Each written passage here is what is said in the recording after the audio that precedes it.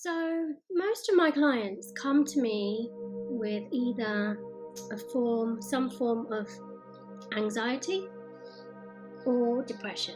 So if you imagine a scale, here's anxiety, here's depression, and then here's the shades of grey in the middle. These are the types of symptoms and problems that people will generally experience that want to feel better, want to feel happier, want to feel joyful.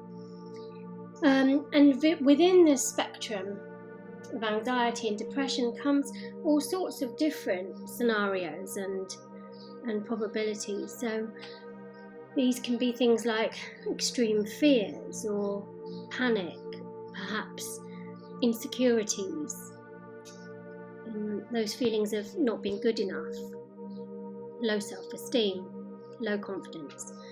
And so this weekend, something interesting happened to me. I had a real sense of deep anxiety. Now, things can happen in your life that can cause feelings of general anxiety. This is what life's like. Life isn't all skipping through the daisies and skipping through the roses. There are going to be certain experiences and things that we go through, things that we hear, people's opinions or things that happen in the news, whatever starts to, affect us. And, we are not walking around absolutely bulletproof all the time. We are human beings with a human heart. We can feel compassion, we can feel vulnerable. Now, this is really interesting, isn't it? Because actually, we have an emotional brain. As human beings, that's what we're born with. We're also born with an intellectual mind. So we've got these two sort of spaces in our brain. We've got the emotional brain, we've got the intellectual mind. Now, both of them are very, very valid places. The emotional brain is, looking out for danger, is kind of on the search for threat. It's a vigilant part of your mind.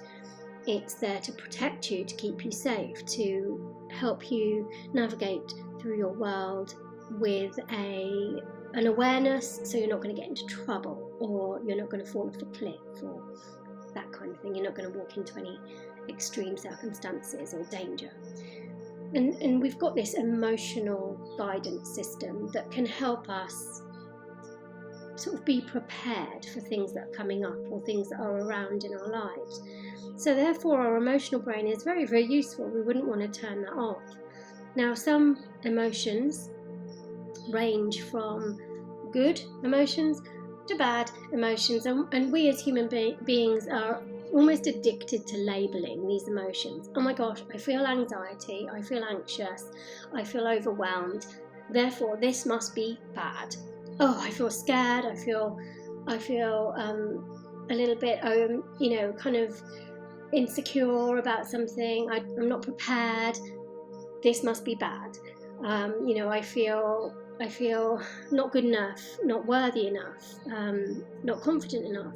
This also must be bad. So those kinds of emotions are not seen favourably because they don't make us feel good. However, when we're at the other end of the emotional scale, so happy, joyful, peaceful, calm, this is good because we don't feel so like this. Our sort of mood is more stable. So it got me thinking about the clients that come to see me. I don't have any clients that come to see me and say, hey, I've come for hypnotherapy because I feel good. I feel balanced, I feel calm, I feel happy. Of course not. They come to see me when they don't feel so good, when they feel low self-esteem, when they feel not good enough, when they feel anxious, depressed, scared. So interestingly enough, what I started to think about is that actually, what if we could start to reframe our emotions, and perhaps all the negative emotions that we're perceiving in our life, we can start to make peace with them, even if they don't feel good. So for example, this weekend, I did feel really, really anxious, and normally, I'm kind of okay. I never really get very anxious, compared to most people, because I try and really work hard on my emotional intelligence and holding that space, because that's kind of my job. But this weekend I kind of just sat with this emotion and just allowed it to be what it was. I didn't resist it. I didn't try and fight it off. I didn't admit it wasn't, I didn't neglect it or try and pretend it wasn't there. I did admit out loud to the people I live with and to even some close friends that, I was feeling this state of anxiety. And it's interesting how usually what starts to happen is someone wants to help or sort you out or shift you out of that state. Because usually we're all designed in the same way. If I know someone's feeling anxious, I want to go and help them. I want to sort them out, return them back to feeling okay. But why do we do this?